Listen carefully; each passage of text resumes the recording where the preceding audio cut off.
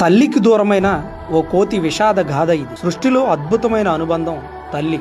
బిడ్డకి తల్లితో ఉండే అనుబంధం ప్రత్యేకం. తల్లికి బిడ్డపై ఉండే ప్రేమ అనురాగాలు ప్రపంచంలో మరే బంధంలోనూ కనిపించవు. ఇంతటి ఆప్యాయత అనురాగాలు ఏ రిలేషన్లోనూ మనం చూడలేము. మరి అంత గొప్ప తల్లి ప్రేమ పొందలేనటువంటి పిల్లల పరిస్థితి ఏమిటి? సృష్టిలో జంతువైనా మనిషి అయినా తల్లి ప్రేమ ఒకటే. తల్లితో ఉండే అనుబంధం ఏమాత్రం మారదు అని చెప్పడానికి ఈ స్టోరీ నిదర్శనం. జపాన్లోని ఓ జూలో పంచ్ అనే ఓ కోతి పిల్ల ఉంది. అది పుట్టినప్పుడే తల్లికి దూరమైంది. అయితే జూ సంరక్షకులు పంచును కోతుల సమూహం ఉండే ఎన్క్లోజర్ కు తరలించారు. ఆ కోతులు పంచును కలుపుకోకపోవడం, పంచు కూడా వాటితో కలిసి మెలగలేకపోవడం గుర్తించిన జూ సంరక్షకులు ఆలోచనలో పడ్డారు. పంచుకు ఎలా తోడు అందించాలనే ఆలోచన వారి మెదడును కొత్త ప్రయోగాన్ని చేసేలాగా ప్రేరేపించింది. తల్లికి దూరమైన పంచును కనీసం అలాంటి ఒక రూపాన్నైనా అందించాలనే ఉద్దేశంతో ఒక కోతి బొమ్మను పంచుకు అందించారు. ఇక అప్పటి నుంచి ఆ బొమ్మనే పంచు తల్లి అనుకొని